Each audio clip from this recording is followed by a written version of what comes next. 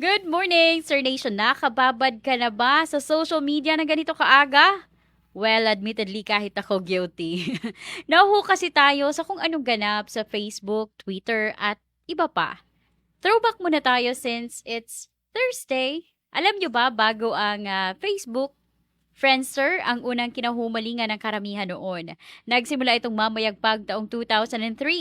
Isa rin itong social networking site that allows users to connect with other people, set up profile and even background wallpaper na mayroon pang kasamang background music.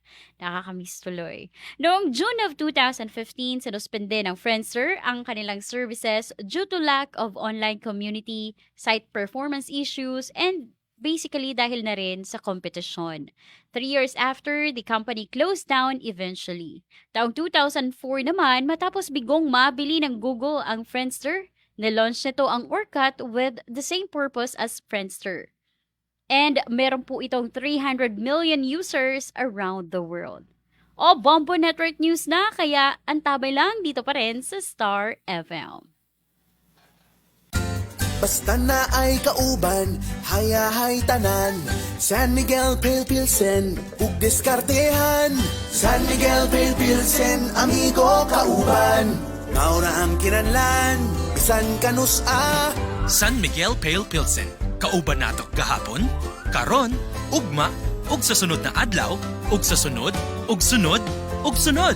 San Miguel Pale Pilsen, sarap laging kasama. Drink responsibly.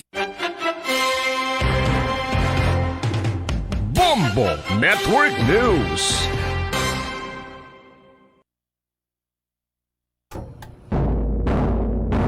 Magandang umaga Pilipinas, anumang oras sa buong mundo, narito na ang Bombo Network News Morning Edition. Ngayon ay Huwebes, Marso 16, taong 2023. Sa ulo ng ating mga laban kay Congressman Tevez. Itong si Negros Oriental Governor Ruel de Gamo ililibing na mamayang hapon at ang Armed Forces of the Philippines may panawagan sa mga dadalo. At ang National Police Commission doon sa Region 7 tiniyak na iimbestigahan ang sinasabing manyanita ng mga pulis ng Negros Oriental para kay Congressman Arnie Tevez. Sa ating international news naman, ang China, Russia at Iran sisimulan na ang naval exercise habang itong si Russian President Putin naman ipinag-utos ang pagpapalakas ng produksyon ng mga armas. At mamaya sa ating balitang palakasan, alamin ang ilang pagbabago sa FIFA na ipapatupad sa 2026 World Cup. At ngayon sa detalye na ng ating mga balita. Mga kabombo, mga ka-Star Nation, good news para sa mga biyahero nating kababayan, mga turista. Aasahan kasi ng mga manlalakbay ang mas mababang airfare o pamasahe sa eroplano para huyan sa Holy Week break sa susunod na buwan dahil naman sa ibinaba ng Civil Aeronautics Board ang fuel surcharge level para naman sa buwan ng Abril.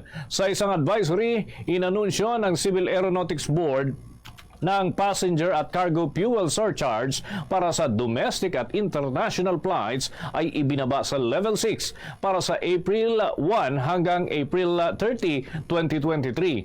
Sa ilalim ng level 6, sisingilin ang mga pasahero ng 185 pesos hanggang 665 pesos na fuel surcharge para naman sa domestic flights at 610.37 hanggang 4,538 pesos para naman sa international flights. Depende ho yan sa distansya ng biyahe. Sa ilalim ng level 7, ang fuel surcharge para sa domestic passenger flights, ito ho mga kabombo ay mula 219 hanggang 739. Depende ho pa rin sa distansya. Habang para naman sa international passenger flights na nagmula sa Pilipinas, ang fuel surcharge ay mula 722.71 hanggang 5,373. Ang dagdag na singil sa gasolina ay isang optional na bayad. Bukod po yan sa pamantayan sa pamasahe na maaaring ipasa doon sa airline companies ng mga o sa mga pasahero galing doon sa airline companies upang mabawi naman nila yung kanilang ginastos dahil sa volatility ng jet fuel. Samantala, kumuha tayo ng update sa mangyayaring major breakthrough sa Adegamo assassination na asahan raw sa susunod na araw ayon sa Philippine National Police. May mga nakalap na impormasyon si Bombo Marlene Padiernos. Kumpiyansa ang Philippine National Police na malapit na nitong marasolba ang kasong pagpatay kay dating Negros Oriental Governor Roel Degamo. Ito ay sa gitna na nagpapatuloy na paggulong ng investigasyon sa kasong ito upang papanagutin ang mga salarin at utak sa likod ng naturang krimen. Ayon kay PNP spokesperson Police Colonel Jean Fajardo, inaasahan na ng pambansang pulisya ang isang major breakthrough sa kasong ito sa mga susunod na araw. Mayroon na kasi niyang hawak ng mga impormasyon ng mga otoridad hinggil sa pagkakakilanlan ng mastermind sa kasong ito at gayon din ang ibang sangkot sa krimen. Police Colonel Jean Fajardo. We are expecting a major breakthrough in the coming days, and in fact, the NBI is now at the final stage of the documentation with respect to the filing of corresponding criminal cases dun po sa other 12 John Does. But like I said, we are confident na once final po natin itong kaso na ito ay makakarating po ito sa korte at tutungtong po yung ating pong intensyon na we can file an airtight case against those responsible for this incident. Yun po yung ating ngayong pinaniniwalaan. At kung bakit natatagalan, kung mapapansin nyo, ayaw natin magmadali na makapagsampa kaagad tayo ng kaso. Gusto natin, maliban po doon sa mga extrajudicial confession na ibinigay po ng mga suspect, ay meron pa po tayong ibang ebidensya. Alam natin malaki ang maitutulong dito po sa pagsasampa ng kaso and eventual prosecution po ng mga suspect, particularly the mastermind behind this violent incident. Yan ang bahagi ng pahayag ng Philippine National Police spokesperson Police Colonel Jean Fajardo. Samantala, kaugnay ito ay patuloy pa rin ang panawagan ng pulisya sa mastermind ng salarin. Sa nasabing pamaslang, nasubuko na agad sa mga otoridad. Para sa Bombo Network News, ako po si Bombo Marlene Padiernos, nag-uulat para sa #1 and most trusted radio network in the country, Bombo Radio Philippines, Basta Radio. Bombo! Iba na ho talaga yung panahon, mga kabombo, ano? Matindi ho yung init. Lalo tinaasahan na ho na magsisimula na ang panahon ng tag-init dito sa Pilipinas. Kaya lang, may manakanakang pag-ulan. Ako, lagot kang bata kapag inabot ka ng ulan. Mabuti na lamang ho at may Immunomax food supplement. Ang Immunomax, ito'y gawa sa CM Glucan. Nagmula ho yan sa Switzerland. Ito'y available in capsule for adults and of course meron ding syrup for kids. Meron pa 40 variant para ho sa mga nangangailangan nito, no? Mula ho dito sa aming studio kahit nasan ka pa. Magandang balita talaga ang hatid ng Immunomax. Mahalagang paalala, ang Immunomax at Immunomax Forte ay hindi gamot at hindi dapat gamiting panggamot sa anumang uri ng sakit. Samantala, sa iba pang mga balita, inihayag ng Philippine Coast Guard na naglunsad sila ng malalimang investigasyon para malaman kung ang MT Empress ay nagpakita ng tunay na mga dokumento na papayagang makapaglayag bago ito lumubog noong Pebrero 28 sa Oriental, Mindoro. Ayon sa tagapagsalita ng Philippine Coast Guard na si Rear Admiral Armand Balilo, ipinakita ng MT Princess Empress sa istasyon ng Philippine Coast Guard Manila ang isang Certificate of Public Convenience o CPC na inisyo umano ng Maritime Industry Authority o Marina. Ang Certificate of Public Convenience ay isang otorisasyon na ibinibigay sa isang vessel para sa water transportation na pang-commercial man o public use.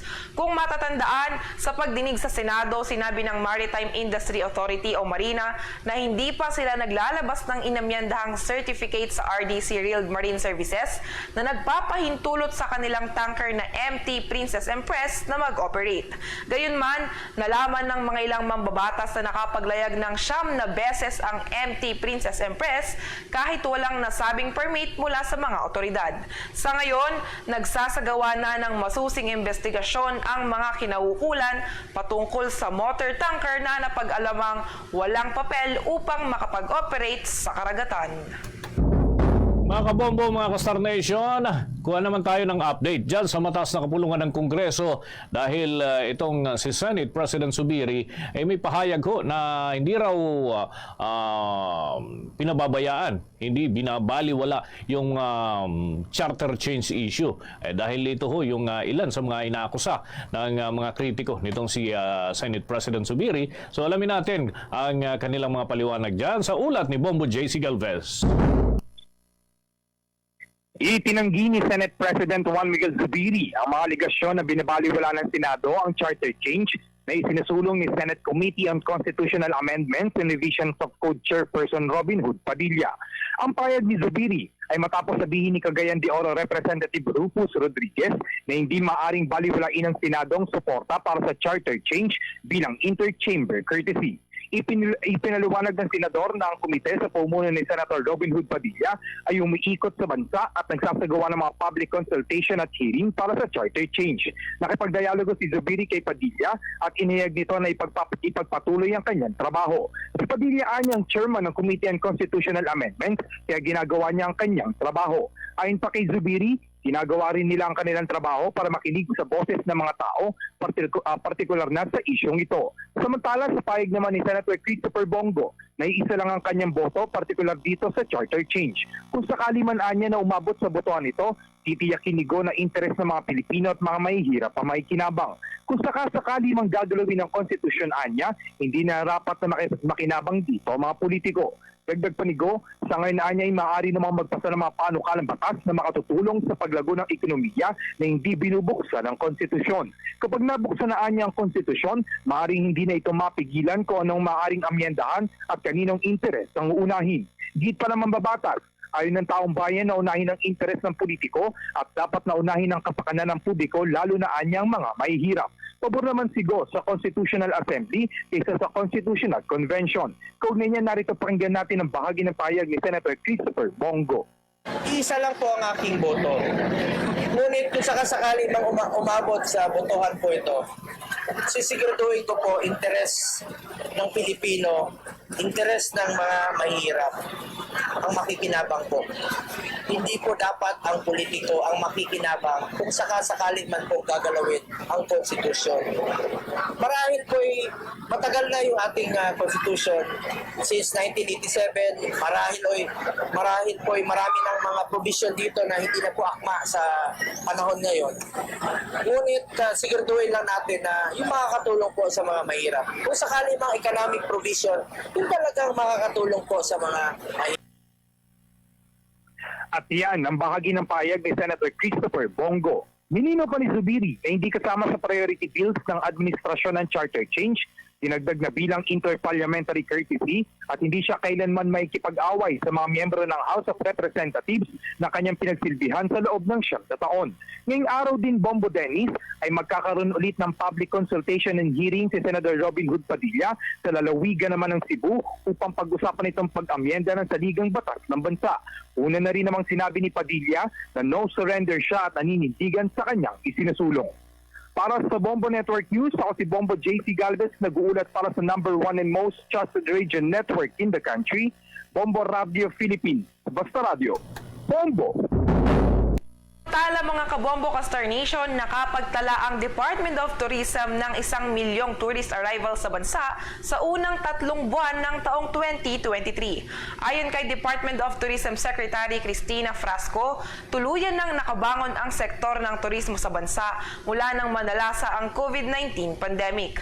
Dahil dito ay tiwala siya na maaabot nila ang kanilang target na 4.8 million na international arrivals.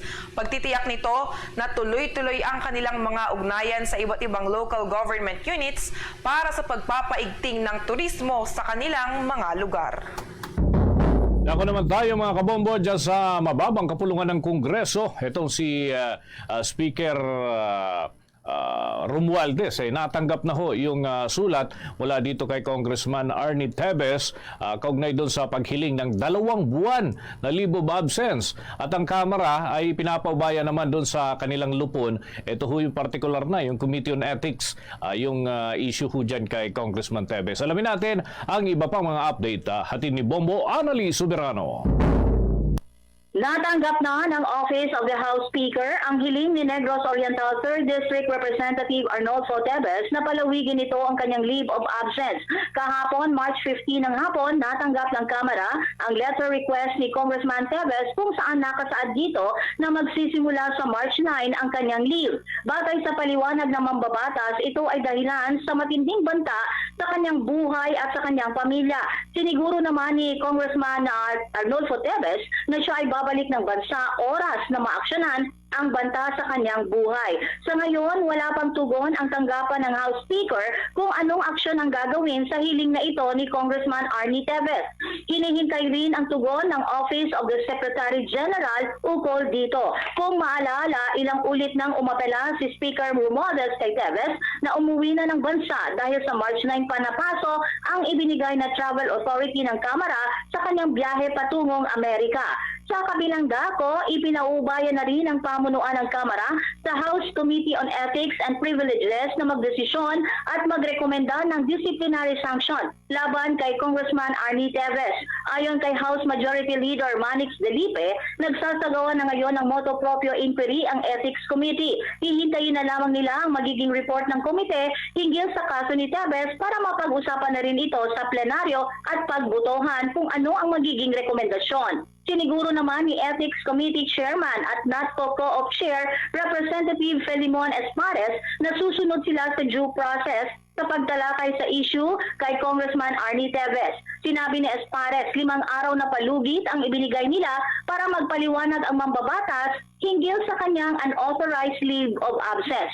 Kapag hindi naman umano tumugon si Tevez dito, saka magpupulong uli ang komite para talakayin ang kanilang susunod na hakbang. Pakinggan natin ang pahayag ni Representative Felimon Espares na siyang committee chair ng Ethics Committee.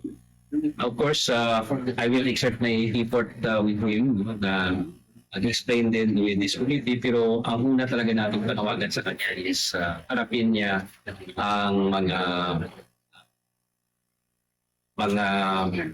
sinasabi dito na mga allegations, pero in order for us also to be clear, no, na yung member ng House are clear, no, on the side. So, kung kaya sana, talagang mag-report sa dito sa House. Explain with the Speaker personally. Yun ang the best. Para tapos na rin. Yan ang pahayag ni Representative Felimon Espares. Bombo Anali Montaño Soberano nag-uulat para sa number 1 and most trusted radio network in the country, Bombo Radio Philippines, Basta Radio. Bombo! Sa mga balita naman sa labas ng ating himpilan, itong si Negros Oriental Governor Roel Degamo ililibing na mamayang hapon at ang Armed Forces of the Philippines may panawagan sa mga dadalo sa nasabing libing. May pag-uulat ang Bombo Radyo, Bacolod.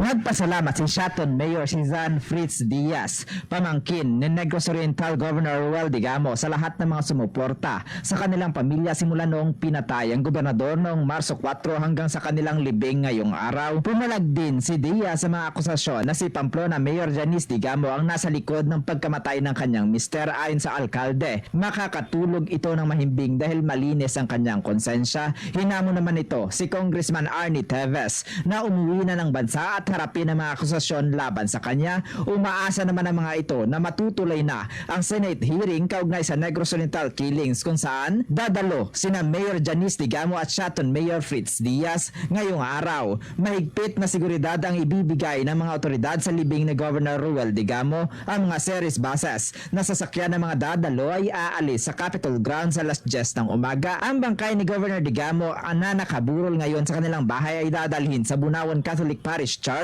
alauna e medya mamayang hapon at isasagawa ang misa alas 2 ng hapon. Alas 3 ng hapon ililibing ang gobernador sa kanyang residence sa Bunawan, Shaton, katabi ang kanyang mga magulang at kapatid sa panayam ng Bombo Radio Bacolod kay Major Sinan Pancito III, ang spokesperson ng Joint Task Force Negros, na nanawagan ito sa mga mamamayan na itakwil na ang violence dahil wala itong mabuting maidudulot sa komunidad. Anya, tutugunan ng mga sundalo ang sitwasyon sa Negros Oriental upang maibalik ang kapayapaan sa lalawigan. Lahat ng mamamayan, lalo tigit na pupunta doon is, alam ko nagdadalamhati, may that sorrow, sparked us more to that peace. Actually, what had happened is the testament na yung violence na lang, walang magawa yan sa ating society. At hindi dapat natin inaakap yung violence as a means to further our strength, to further our fame, to further our power. Walang magandang magawa. Samantala kahapon, diniklara ng Malacanang na special non-working holiday ngayong araw, Marso 16 sa probinsya ng Negros Oriental kasabay ng libing ni Negros Oriental Governor Ruel Digamo. Ang pagdeklarar ng special non-working holiday ngayong araw ay upang mabigyan naman ng pagkakataon ng mga residente na makapagbigay ng kanilang respeto sa gobernador sa huling pagkakataon. Mula rito sa Bombo Radio Bacolod, ito si Bombo Zaldi for the second para sa number 1 and most trusted radio network in the country, Bombo Radio Philippines, Basta Radio, Bombo! Dako pa tayo sa mga karagdagang report. Yung National Police Commission dyan sa Region 7 ay tiniyako na iimbestigahan ang sinasabing manyanita ng ilang tauhan ng pulisya doon sa Negros Oriental para dito kay Congressman Arnie Tevez. Alamin natin ang pag-uulat ng Bombo Radio Cebu. Siniguro ng National Police Commission o NAPOLCOM 7 na kanilang titignan ang sinasabing isinagawang manyanita ng mga pulis ng Negros Oriental sa kaarawan ni Negros Oriental 3rd District Representative Arnolfo Arnie Tevez Jr. Sa panayam ng Bombo Radio Cebu kay NAPOLCOM 7 Regional Director Attorney Resty Sibay, sinabi nito na kailangan na nasusunod ng kapulisan ang professionalism at ethical standard sa pagbibigay ng serbisyo sa mga local government unit. Ayon kay Attorney Sibay na kailangang iwasan ng kapulisan ang display of events, lalong-lalo na kung may mga politiko. Aniya, saklaw sa kanilang mga sinusunod sa serbisyo ay ang pagpapanatili ng political neutrality. Inihayag ng opisyal na maaaring ngayon na ang panahon upang muling suriin na mabuti ang standard operating procedure ng kapulisan na panatilihin ang pagiging neutral sa politika. Kaugnay nito, binigyang diin ni Attorney Sibay na kanilang paiimbestigahan ang nasabing event at ipaabot sa pamunuan ng Police Regional Office 7. Supposedly, this thing should also be carefully reviewed in line with particularly ethical standard. Actually, this is the first time. Rest assured na we will also look into this and hopefully we can also make mga appropriate recommendations ng partners sa Police Regional Office 7. I think this is high time, especially sa ato mga kapulisan, to carefully review itong mga standard operating procedures and let us be reminded that we are also bound to comply with the requirements of the service and as much as possible maintain ang political neutrality. We are bound to observe political neutrality and as much as possible remain committed to the police service. Ating napakinggan si Attorney Resty Sibay, NAPOLCOM 7 Regional Director. Una nito, samut-saring mga reaksyon ang nakuha ng sinasabing todo performance ng kapulisan ng Negros Oriental sa loob mismo ng pamamahay ni Congressman Tevez bilang pagpupugay nila sa karawan ng kongresista. Mula rito sa lungsod ng Cebu para sa Bombo Network News, ito si Bombo Russell Bilocura para sa number 1 and most trusted radio network in the country, Bombo Radio Philippines, Basta Radio, Bombo! Oras natin sa buong kapuluan, 21 minuto na makalipas ang ikapito ng umaga. Mapalad ho tayo mga kabombo on a lighter note, no? Pag-usapan naman natin yung ilang mga bagay, ano, na ito'y kaabang-abang din, lalo na ho dito sa mga mahilig sa mga pelikulang Pilipino. At yung iba pang mga issue, ano ho, ating pag-uusapan. Kapiling ho natin sa ating linya ng komunikasyon ang tagapagsalita ng Metropolitan Manila Development Authority. Siya ho ay nagtapos sa Ateneo de Manila School of Law at may BS Management na take up at walang iba kundi ang tagapagsalita ho ng MMDA Attorney Melissa Mel Karunungan. Welcome to the program, si Bombo Dennis Hamito po ito, together with me si Bombo Alaysa Eclarinal. Good morning, Attorney.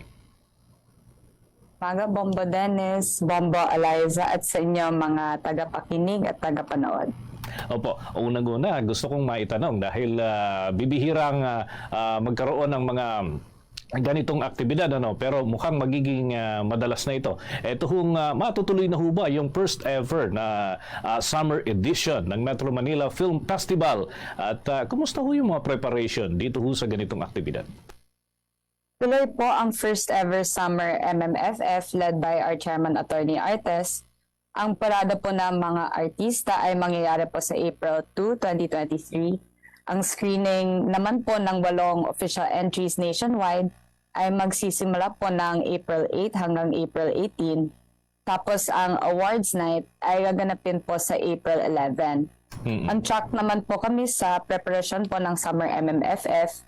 Nakipagpulang at ocular inspection na po kami sa Quezon City para sa ruta ng parada at fina-finalize na rin po ang deployment namin. Well, anong mga area ho yung maapektuhan nito? Kasi syempre, may parade na pinag-uusapan. Float parade talaga naman. Marami hong nag-aabang dito. So, alin hong mga ruta ang possibly maapektuhan if ever na may mga ganitong aktibidad at kung walang changes, ano ho?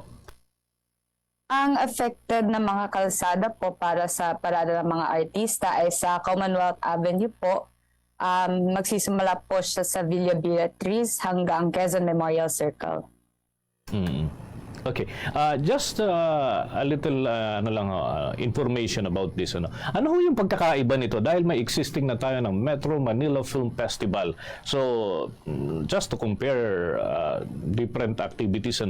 So, ano ho yung mga expected na asahan ho natin? Dahil mga later, mga December, ginaganap yung Metro Manila Film Festival na regular. And ito kauna-unahan to. So, paano ho natin ipagkukumpara?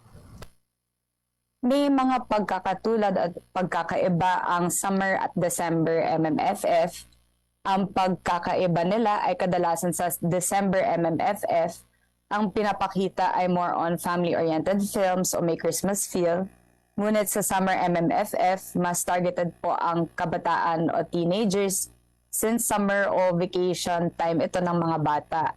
Ang pagkakatulad naman po ng Summer at December MMFF ay ito po ang oportunidad ng mga Filipino filmmakers at Filipino film producers na ipakita po ang kanilang mga films na walang kalaban po na foreign films. At pareho rin silang may parada at gabi ng parangal. Okay, with your indulgence, Attorney Karunungan, nice din pong magtanong ng aking katandem dito, si Bombo Alay sa Eclarinal. Bombo Alay.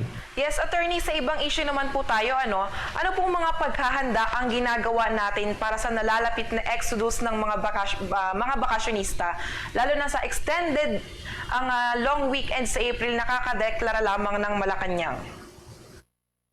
Yes, Bomba Eliza, magpupulong po ang aming traffic district heads baka po sa March 21 para ayusin po ang deployment ng MMDA sa mga terminals at road emergency assistance na ginagawa po namin taon-taon para po sa Oplan Semana Santa.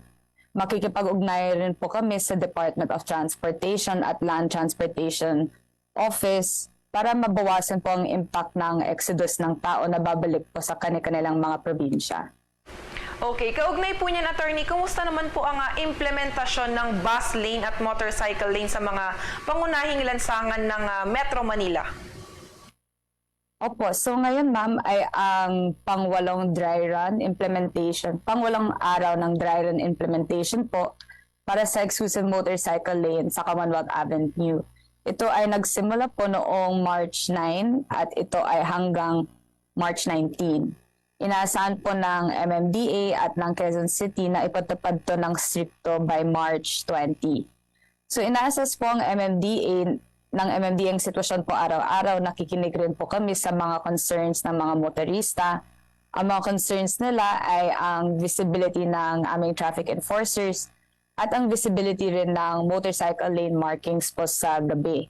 Dahil doon, unang-una, nagpagawa ang aming Chairman Attorney Artes ng placards na hinahawak po ng aming traffic enforcers para makita ng mga motorista na mas mabuti po ang designated lanes. Pangalawa, maglalagay rin po kami ng reflectors po para mas kita sa gabi ang motorcycle lane markings. At pangatlo, may ongoing solar street lighting project para maging mas maliwanag po ang Commonwealth Avenue. Well, just last point, Attorney, bago po namin tapusin yung interview dahil alam namin busy-busy rin po kayo. Wala ho ba tayong mga nakaschedule na mga road closure this coming days dahil inaasahan ho daw ng Department of Tourism ang pagdami na ng mga turista. So ano ho yung mga expected lalo na dito sa mga pangunahing lansangan sa Metro Manila, Attorney? So far naman po walang road closures po, pero usually sa weekend nagko-conduct po ang DPWH ng mga road reblocking. Pag ganito po, the vehicles are just directed to use the other lanes para po to avoid the road reblocking po. With that, maraming salamat po sa mga information. Siguro ay mapapadalas yung ating ugnayan pagka may mga development na dito sa inaabangan na Metro Manila Film Festival Summer Edition. Thank you so much, Attorney. Maraming salamat, Bomba Dennis, Bomba Liza. Ingat. Mga kabombo, mga Kastar Nation, nakausap po natin tagapagsalita ng Metropolitan Manila Development Authority si Attorney Melissa Mel Carunungan. Ugnay ho dito sa mga preparasyon sa nalalapit na kauna-unahan na Metro Manila Film Festival Summer Edition, and of course yung mga pagbabago dito ho sa mga ginagawa dito sa Metro Manila kaugnay ho ng issue ng trapiko. Sa iba pang mga balita, Bombo Alay. Aabot sa 61 mga tourist sites ang naapektuhan ng oil spill mula sa lumbog na tanker fuel sa Oriental, Mindoro. Ayon kay Department of Tourism Secretary Cristina Garcia Frasco, nakikipag-ugnayan na sila sa mga iba't ibang ahensya gaya ng Philippine Coast Guard at Department of Environment and Natural Resources o DENR. Bagamat may mga ganitong insidente, sinabi pa ng kalihim na bukas pa rin ang publiko sa Mimaropa Region. Tumatanggap pa niya sila ng mga turista sa Puerto Galera at ilang mga tourist attraction sa nasabing lugar. Mga kabombo, mga Kastar Nation, ang tabayanan din ho yung ating mga update hinggil ho dyan sa magiging pagbisita ni Pangulong Ferdinand Marcos Jr. sa Bicol Region dahil may mga papasinaya ang mga proyekto at ganun din yung iba pang mga aktibidad. Baka may mga panibagong anunsyo ang Pangulo hinggil pa rin sa mga patakaran at mga panuntunan na kanyang nais na mangyari. Kaugnay pa rin ho, lalo na dito sa mga pangunahing mga paksa na napag-uusapan ho sa ating bansa. Samantala, mga kabombo, Bombo Alay. Inaprubahan at nakatakdang magkabisa sa Metro Manila ang panukalang diskwento sa pamasahe para sa mga public utility vehicles o PUVs sa susunod na buwan. Sa pagpapatupad nito, sinabi ng Land Transportation Franchising and Regulatory Board o LTFRB na babalik sa 9 pesos ang pamasahe sa mga traditional na jeepney. Ito ay kapareho ng pamasahe bago tumama ang pandemya sa bansa at bago ipatupad ang pagtaas ng pamasahe. Sa kasalukuyan, ang bayad sa transportasyon para sa mga modernized jeepney ay nasa 11 pesos habang ang pamasahe naman sa bus ay babawasan ng 3 piso hanggang 4 na piso. Gayunpaman, ang mga rate ng UV Express ay kasalukuyan pa ring pinag-aaralan. Ang mga pinababang singil ay magkakabisa sa loob ng 6 na buwan at ipapataw muna sa Metro Manila bago ang mga kalapit nitong mga lalawigan.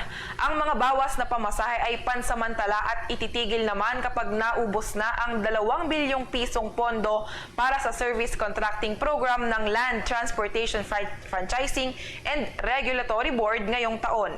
Inirekomenda ng Department of Transportation o DOTR ang fare discounts sa mga commuters na sakay ng public utility vehicles kapalit ng libreng sakay sa EDSA bus carousel. Oras natin sa buong kapuluan, 32 minuto na makalipas ang 7 ng umaga. Alamin natin ang kondisyon ng mga lansangan ngayon at reaksyon na rin ng ilang commuters dahil ikinatuwa daw ng ilan yung rekomendasyon ng Department of Transportation na fare discount para ho sa commuters ng public utility vehicles. Paano nga ba ma-avail yan? Alamin natin sa ulat ni Bombo Chill and Frido.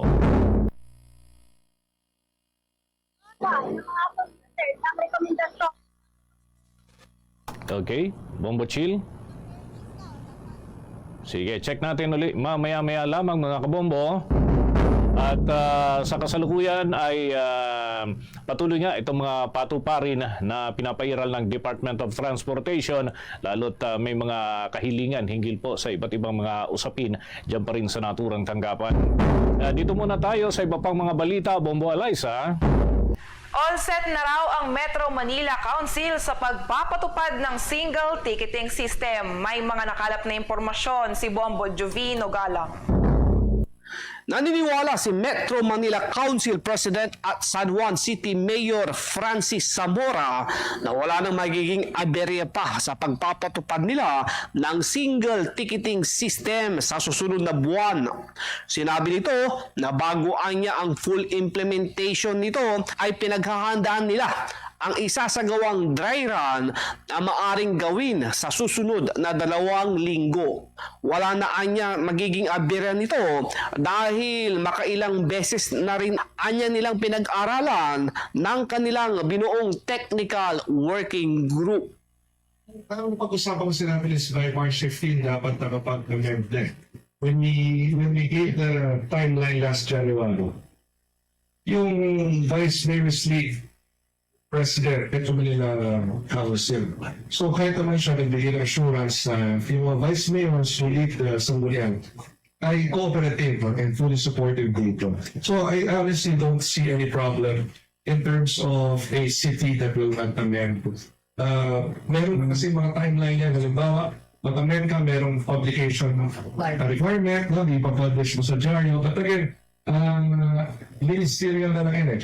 Kumbaga, ang importante, nakasundo ang mga Metro Mayors na mapapatupad ng single ticketing system. Yes, 28 years in the making. Because previously, there were some mayors who did not want to adjust their fines. There were some mayors who felt that, I am this city, hindi ko kailangan na makiisa sa inyo, kaya namin to on our own. Dati may mga ganon, kaya hindi nangyayari. In fairness, please note this down. In fairness to all 17 LGUs of Metro Manila, in fairness to all the mayors, very supportive sila rito. Ipinagtanggol nito ang Metropolitan Manila Development Authority mula sa ibang mambabatas na nananawagan na dapat i-abolish na ang ahensya. Sinabi niya na malaki ang tulong ng MMDA dahil hindi makakayanan ng isang local government unit ang pagmando ng trapiko. Ganun din, sakaling may dumating na mga kalamidad, ay katuwang nila ang MMDA. Kami sa LGUs, specifically sa San Juan, hindi namin kakayanin on our own lahat ng nagagawa ng MMDA. When it comes to traffic management, flood control, yung mga pumping station standard, ay mga MMDA pumping stations. Remember, Metro Manila is so big. And we are one metropolis. We're 17 LGUs, but we are one metropolis.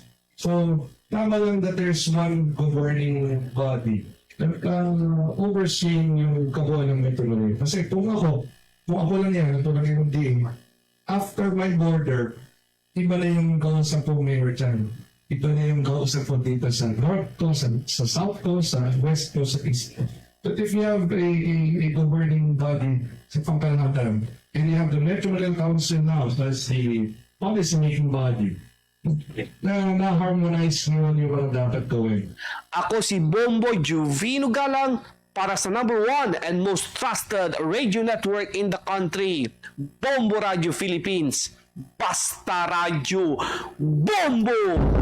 Ito mga kabombo, alamin na ho natin kung paano mag-avail ng mga discount na sinasabi ng Department of Transportation. Ito ho ay fair discount. So, paano nga ba? Bombo Chilling Prido, please come back.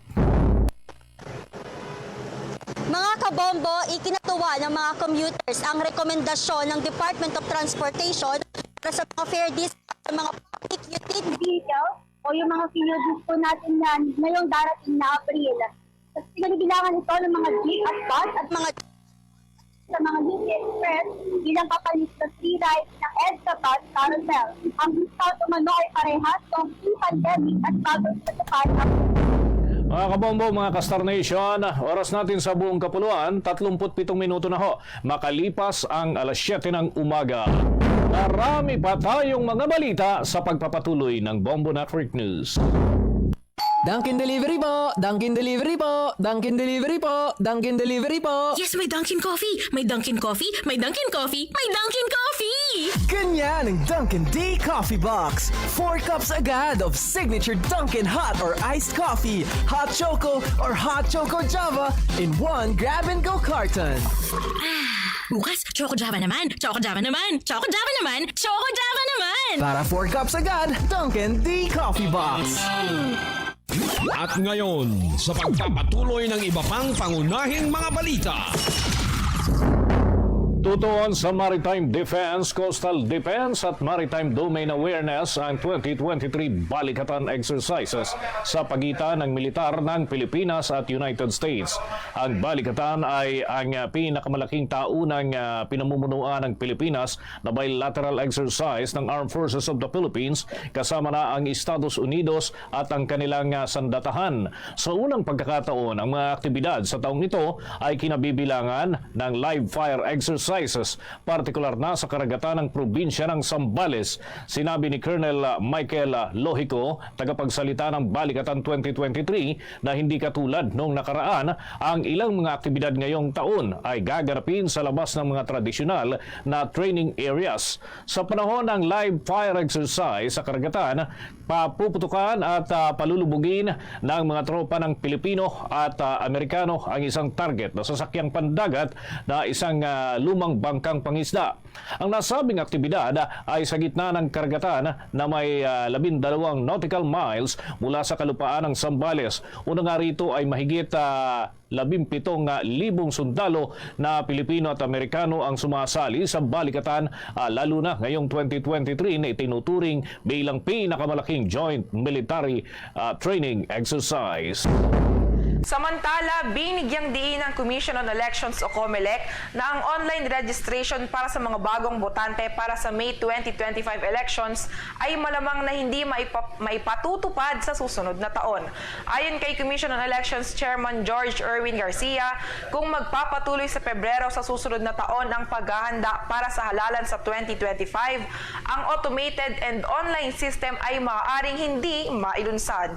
Sa pagdinig ng Senate Committee, binanggit ni Garcia na ang Republic Act 8189 na nagsasaad na ang mga individual na gustong magparehistro ay dapat pa ring personal na humarap sa registration sites. Anya, ito ay para na rin sa verifikasyon ng fingerprint at signatures ng mga magpaparehistrong botante. Sinabi ni Garcia na kung hindi personal na sumipot ang mga aplikante, magkakaroon ng katanungan kung ang mga aplikante ba talaga ang nanggaling na ibinigay nila sa biometrics. Inihayag rin ng Commission on Elections na bukas ang poll body sa pagpasok ng data sharing agreements sa PhilSys para bigyang daan ang paglipat ng biometrics sa Commission on Elections.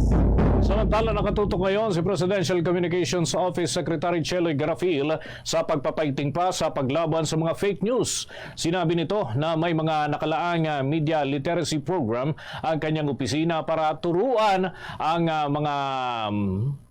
publiko na maging mapanuri sa kanilang nababasa sa internet. Aminado ito na mahirap labanan ng fake news, subalit gagawin nila ang kanilang makakaya upang tuluyan itong masawata. Maaring maimbitahan niya ang iba't ibang mga social media giants para naman maiparating sa publiko kung paano nga ba malalabanan ang paglaganap ng fake news.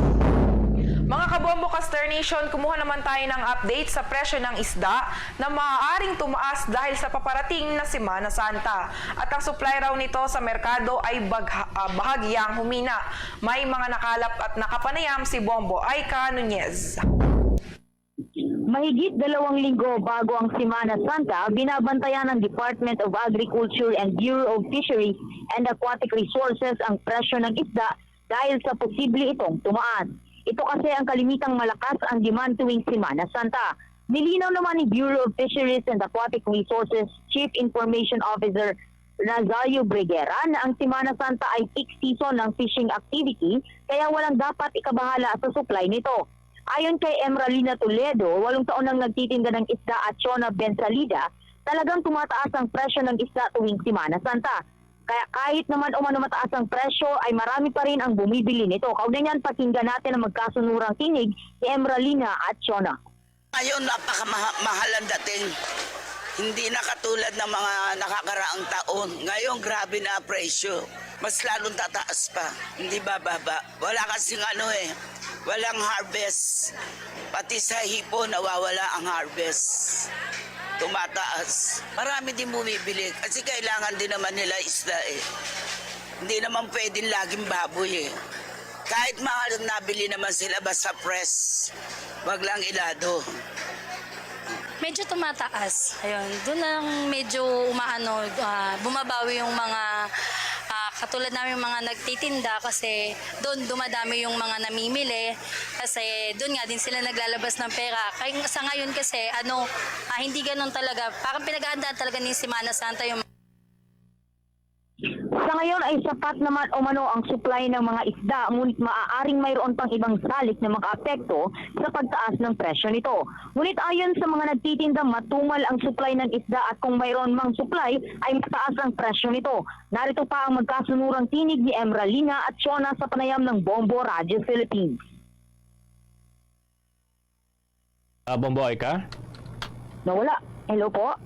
Sige, Bomboy ka. Sige, from your end, Bomboy ka. Mga kabombo, mga Kastar Nation, tuloy-tuloy pa rin tayo sa ating mga pagbabalita sa umagang ito. Pinarangalan ng Senado nitong Miyerkules ang 82 Philippine team member na tumulong sa rescue and recovery operations na isinagawa kasunod na rin ng magnitude 7.8 na lindol sa Turkey at Syria. Ito ay matapos na pagtibayin ng Kamara at ng Senado ang Resolution 535 na itinataguyod ng ilang mambabatas. Ang panukala ay pangunahing iniakda ng mga senador kung saan ang lahat ng mga mambabatas ay ginawang co-authors matapos itong pagtibayin. Ang 82 miyembro ng naturang team ay binubuo ng 21 mula sa 525th Engineering Combat Battalion ng Armed Forces of the Philippines, 51st Brigade at 12 mula naman sa Philippine Air Force at partikular na yung 505th Search and Rescue Group, 9 mula naman sa Metropolitan Manila Development Authority, 8 mula sa Subic Bay Metropolitan Authority at 30 mula sa Department of Health at 2 mula sa Office of Civil Defense. Binigyan ng ilang mambabatas na isa rin itong paraan para sa pagbabalik tugon sa iba pang mga bansa na tumulong ang Pilipinas sa panahon ng mga sakuna.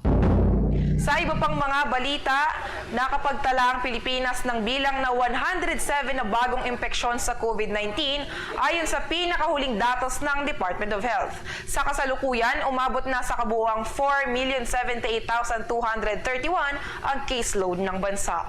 Bumaba naman sa 9,068 ang bilang ng aktibong kaso mula sa 9,084 na kung saan naiulat ang ilang mga nakarecover mula sa nakamamatay na virus. Dagdag pa dito, ang National Capital Region pa rin ang may pinakamataas na kaso na may 470 sa nakalipas na 2 linggo, sinundan ng Davao Region na may 256, Calabarzon na may 210, Soc-Sargen na may 161 at Northern Mindanao na may 125 na bilang. Ang recovery tally ay tumaas na sa 4,02,926 habang ang nasawi naman ay may humigit kumulang 66,000 batay sa naitala ng Department of Health o DOH. Bago tayo dumako sa mga balita sa mga lalawigan, tiwala ang National Grid Corporation of the Philippines na mababawasan na ang mga insidente na ng pananabutahe at pagsira doon sa mga transmission grid dito sa ating bansa. Ito'y matapos na magkaroon ng kasunduan ang National Grid Corporation of the Philippines at National Intelligence Coordinating Agency UNICA. Sinabi ng tagapagsalita ng naturang tanggapan na si Cynthia Alabanza na layunin ng nasabing Memorandum of Understanding ang palitan ng mga impormasyon sa pagitan nila ng tanggapan ng intelligence group. Dahil dito ay matitiyak na wala nang maitatalang aberya sa pagbibigay ng supply ng kuryente sa iba't ibang bahagi ng ating bansa. Samantala, sa ating pagpapatuloy, ang Civil Aviation Authority of the Philippines investigator at mechanic inaasahang makakarating ngayong araw sa crash site ng Cessna 206 plane sa Ditarum, Divilacan, Isabela para magsagawa ng investigasyon. Alamin natin ang buong detalye ng report na yan mula sa Bombo Radio, Kawayan. Inaasahang makakarating ngayong araw sa crash site ng Cessna 206 plane sa Ditarum de Villacan, Isabela ang 6 na Civil Aviation Authority of the Philippines o CAAP investigator at mekanika para mag-imbestiga sa crash site sa Barangay Ditarum. Kasama ng mga CAAP investigator at mekanik na nagtungo sa crash site ang mga kasapi ng 95th Infantry Battalion Philippine Army, 2 kasapi ng PNP de Villacan, 2 kasapi ng Rescue de Villacan at 6 na rescue volunteer na dumagata. Naging panayam ng Bombo Radyo Kawayan kay Engineer Ezekiel Chavez, Municipal Disaster Risk Reduction and Management Officer ng de Villacan, Isabela, na magsasagawa ng investigasyon sa crash site ang mga CAAP investigator at mechanic habang ang rescue team ay tutuloy na hanapin ang ulo ng isa sa mga sakay ng eroplano. Yung CAAP na 6, PNP de Villacan na 2, rescue de Villacan po na 2, rescue volunteer na dumagat na 6, Philippine Army 95th na 7 para dun sa investigation dun sa aeroplano at paghahanap nga po dun sa ulo pa na hindi pa nahanap. Mula rito sa Bombo Radyo Kawayan para sa Bombo Network News, ako si Bombo Lani Velasco nag-uulat para sa number 1 and most trusted radio network in the country. Bombo Radyo Philippines, basta radyo. Bombo! Good news, ang Boracay muling napasama sa World's Best Islands. May pagulat ang Bombo Radio Kalibo. Ikinatuwa at welcome sa Malay Municipal Tourism Office ang muling pagkasama sa isla ng Boracay bilang isa sa World's Best Island ng isang travel publication. Nagpanglima ang Boracay bilang Best Island sa Asia ng Reader's Choice Awards in 2023, isa sa mga sikat at pinagkakatiwalaang luxury and lifestyle travel magazines website na nakabase sa Estados Unidos. Kasama sa listahan ang Bali, Indonesia, Phuket, Thailand, Koh Samui, Thailand at Maldives. Nabatid na nag-iisa lamang ang Boracay mula sa Pilipinas na nakapasok sa talaan. Ayon kay Mr. Felix de los Santos ng Malay Municipal Tourism Office na malaki ang kanilang pasasalamat sa mga natanggap na international awards para sa Pilipinas na ibinatay sa opinyon at experience ng mga travelers mula sa buong mundo. Sa kasulukuyan na niya ay patuloy ang pagdagsa ng mga turista sa Boracay at inaasahang lalo pang lulubo sa formal na pagpasok ng summer season. Ang isla ay kilala sa maputi at pinong buhangin at malinis na tubig. Kumpiyansa naman si de los Santos na makakatulong ang naturang panibagong award upang makahikayat ang dagdag na mga international tourists sa isla. We are voted as one of the best island in Asia. Do you want to choose, especially in the Philippines? Siyempre, tayo lang nakapasok sa Pilipinas. So talagang sigurado na pupunta at pipiliin nila yung isla ng Boracay natin. Si Felix de los Santos ng Malay Municipal Tourism Office sa kanyang naging pahayag. Para sa Bombo Network News, mula rito sa Bombo Rancho Kalibo, Bombo Michael Alano nag-uulat para sa number 1 and most trusted radio network in the country, Bombo Rancho Philippines. Basta Radio, Bombo! Sa iba pa ring mga balita, pagkaubos ng mga agricultural land, nanganganib raw sa isinusulong na charter change ayon sa isang agricultural group. May pag-uulat ang Bombo Radyo Legazpi. Nangangamba ang agricultural group sa pagratsyada ng Kongreso sa pagsulong ng charter change sa pamamagitan ng Constitutional Convention. Sa panayam ng Bombo Radyo Legazpi kay Bantay Bigas spokesperson Cathy Istamillo, binigyang diin ito na hindi makakatulong sa ekonomiya ng bansa ang isinusulong na charter change.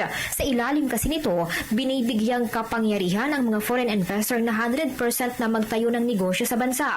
Nangangahulugan ito na aasa na lamang ang Pilipinas sa importasyon dahil siguradong babahan ang mga produkto sa bansa mula sa ibayong dagat. Nanganganib din na maubos ang mga agricultural land dahil wala nang mapagtayuan na bagong mga gusali sa mga lungsod para sa negosyo. Kaya kung iisipin ayon kay Istavillo, dihado at kawawa ang lokal na industriya ng bansa, partikular na ang sektor ng agrikultura sa isinusulong na charter change. Malinawan niya na mga dayuhan lamang ang makikinabang dito, lalo pat napakababa ng labor cost sa bansa na pabor sa mga foreign investor. Kinatatakutan nito ay mas titindi yung land grabbing sa hanay ng ating mga magsasaka dahil pag nagtayo naman ng negosyo ang mga foreign investors ay hindi naman sa kalangitan, hindi naman sa hangin, kundi ay itatayo nila ito sa lupa. Para sa Bombo Network News, mula rito sa Bombo Radyo Legazpi, Bombo Beverly Barajas, nag-uulat para sa number 1 and most trusted radio network in the country, Bombo Radio Philippines. Basta Radio, Bombo. Update din tayo mga kabombo dun sa labi ng isa sa mga nasawi na bumagsak sakay ho ito bumagsak na Cessna plane dyan sa Isabela ay naiuwi na dun sa kanilang hometown. Alamin ho natin ang mga update dyan ng Bombo Radio Tugigaraw. Naiuwi na sa Claveria, Cagayan ang labi ng isa sa 6 na pasahero ng bumagsak na Cessna plane sa Isabela. Naging emosyonal ang mga kaanak at kaibigan sa pag-uwi ng bangkay ng negosyanteng si Josefa Espanya, 58 anyos, sa kanilang family house sa Barangay Centro 6 sa Claveria matapos ang 1.5 buwan na paghahanap mula nang mapaulat ang pagkawala ng sinakyan nitong aircraft. Nabatid na papunta sana sa Macunacon, Isabela ang ginang para maningil ng kanyang mga pautang at mag-deliver ng mga produkto na in-order ng kanyang mga customers. Batay sa salaysay ni Joey, panganay na anak ni Ginang Espanya, na matapos makansela ang flight ng kanyang ina sa Tuguegarao City Airport sa Cagayan, ay agad naman itong bumiyahe sa Kawayan City Airport sa Isabela nang malaman na isang pasahero ang nag-bat out sa kanyang biyahe patungo sa Macunacon, Isabela. Sinabi ni Joey na cellphone ng kanyang ina ang nag-ring nang simulan ang rescue operation nang ideklara na missing ang nasabing eroplano. Subalit sinabi niya na hindi pa nila alam na nawawala ang eroplano at inakala lamang nila na hindi sinasagot ng kanyang ina ang mga tawag dahil sa abala siya at ang kanilang buong akala ay nakarating na siya sa Macunacon. Sinabi niya ng isa sa kanilang mga kamag-anak na may nawawalang Cessna plane na papunta sa Macunacon. Samantala, ayon kay Joey na bagamat naaagnas ay buo pa ang katawan ng kanyang ina nang ma-recover maliban lamang sa malaking sugat sa kanyang ulo habang kumpleto naman ang mga gamit nito na isinauli ng mga otoridad. Time to time naman siya tumatawag sa amin. Nung pag-flight niya ng mga tanghali hindi ko na siya nakausap noon. And then, binalikan ko siya ng mga bandang 4:00 para tawagan. Nag-ring lang. Alam naman kasi namin na pagka dumadating yun, nag-ano siya, nagliligpit ang gamit. Yun naman ang madalas siyang ginagawa. Pag kahit mag-ring yun, hindi niya sinasagot. Kaya akala namin nung nag-ring, nandoon lang siya sa Macunacon. Tumawag naman tong pinsan ko. Nagsabi siya na, minsan may nag-flight ba sa Kawayan kasi ngayon sa Tuguegarao is cancel. Yun sa Kawayan, nang sabi niya sa amin, may nag-flight daw pero hanggang ngayon hindi pa dumadating. Kaya doon kami kinabahan. Ihahatid sa kanyang huling hantungan sa araw ng Sabado ang nasabing biktima. Balita mula sa Bombo Radio Tugigaraw para sa Bombo Network News. Ako si Bombo Jello Magudayao para sa #1 and most trusted radio network in the country, Bombo Radio Philippines, Basta Radio Bombo. Bombo International News. Sinimulan na ng China, Iran at Russia ang kanilang 4 na araw na naval exercise sa Gulf of Oman. Layon ng 2023 Maritime Security Belt Exercise na mapalalim ang practical cooperation sa mga kalahok na bansa. Kasama sa nasabing exercise ang pagsasagawa ng mga daytime at nighttime artillery firing. Isasama ng nasabing mga bansa ang kanilang mga makabagong barkong pandigma. Samantala, inanunsyo ni Russian President Vladimir Putin ang pagpapalakas ng kanilang paggawa ng mga armas na pandigmaan. Sinabi nito na ipinag-utos niya ang agaran at dapat bigyang prioridad ang pagpapabilis ng paggawa ng mga armas. Isinagawa nito ang anunsyo sa pulong niya sa Board of Prosecutors General's Office ng Russia. Iginiit nito na patuloy ang pagpapatibay ng Russia ng soberanya ng kanilang bansa. Una na rito, inatasan niya ang prosecutors sa pagbabantay ng paggawa ng mga makabagong armas. Sa ating national news pa rin, ang stranded na mga residente sa California na uubusan na raw ng pagkukunan ng pagkain, tubig at gamot dahil sa kapal ng snow. May pag-uulat ang Star FM Bacolod. Patuloy ang mga pagbaha na nararanasan sa iba't ibang bahagi ng California dulot ng atmospheric river storm kung saan sa 41,000 na kabahayan at negosyo ang wala pang kuryente. Dahil sa napakaraming tubig ulan ang bumuhos din, binuksan ng auxiliary spillway sa Folsom Dam kaya mas nagbaha pa sa mga lugar malapit dito. Sa ulat ni Bombo International Correspondent Winston Sario sa Star FM Bacolod, Filipinong migrant sa California, sinabi niya na mahigit 18 milyon na katao na ang apektado ng mga pag-ulan at pagbaha lalo na sa Francisco, Oakland, Sacramento at Fresno, habang sa ilaga naman ng estado ay problema ang labis na makapal na snow kung saan problema na ang pagkukunan ng makakain, tubig at gamot dahil hindi makaalis ang mga residente sa kanilang mga bahay sa sobrang kapal ng snow. Ang mga tao ay na-stranded sa kanilang mga tahanan at hindi makalabas. May mga naubusan ng pagkain, tubig, gamot at dahil sa mahirap ang pag-alis sa snow sa mga daanan, may mga bubong sa commercial building bumagsak dahil sa bigat ng snow. Samantala, nagpalabas na rin ng tubig ang main spillway ng Oroville Dam sa unang pagkakataon pagkatapos ng 4 na taon upang makontrol ang patuloy na pagbaha sa California. At yan ang balita mula dito sa 95.9 Star FM Bacolod para sa Bombo Network News. Star DJ Asher nagulat para sa #1 and most trusted radio network in the country, Bombo Radio Philippines. Basta Radio Bombo! Bombo Foreign Exchange Update.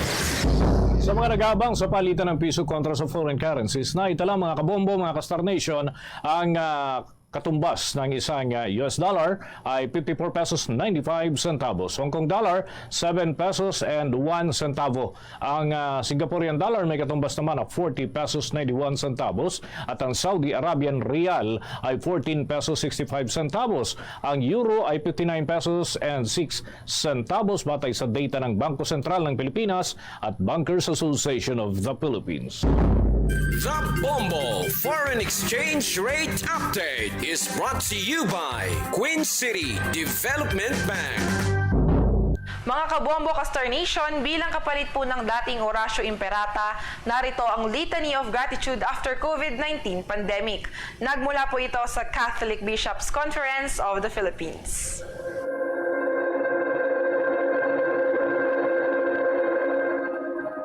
Let us approach the Lord who makes all things new, for all the blessings and graces we received during the COVID pandemic. After every petition, let us say together, Thanks be to God. for reminding us the fragility of life, shielding us when no one else dared to shelter us, and opening our minds to what is really essential. Let us thank the Lord Thanks be to God. for allowing us to connect with one another with faith and love, despite the isolation that sickness had imposed on us. Let us thank the Lord Thanks be to God.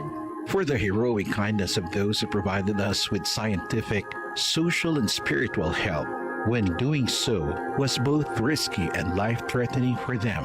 Let us thank the Lord Thanks be to God. for the gift of the newly discovered medicines and vaccines to combat the virus and the wonder of natural immunity. Let us thank the Lord Thanks be to God.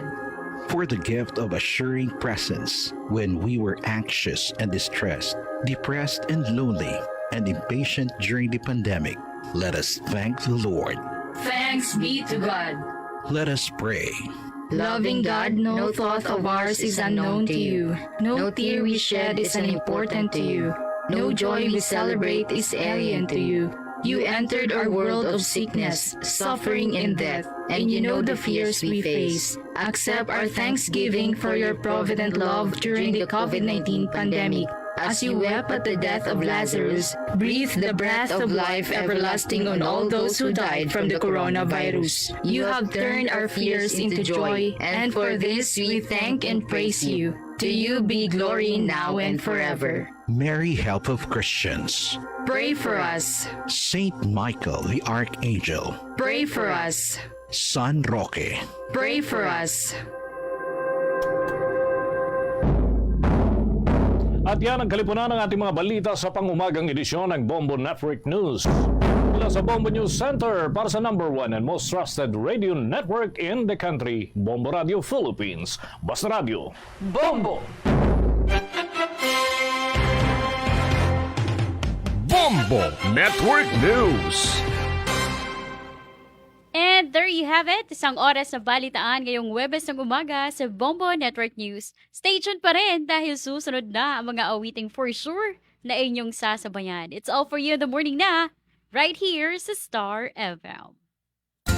Basta na ay kauban, hayahay tanan. San Miguel Pale Pilsen, ug diskartehan. San Miguel Pale Pilsen, amigo kauban. Maura ang kinanlan, san kanus-a. San Miguel Pale Pilsen, kauban nato gahapon, karon, ugma, ug sa sunod na adlaw, ug sa sunod, ug sunod, ug sunod. San Miguel Pale Pilsen, sarap laging kasama. Drink responsibly.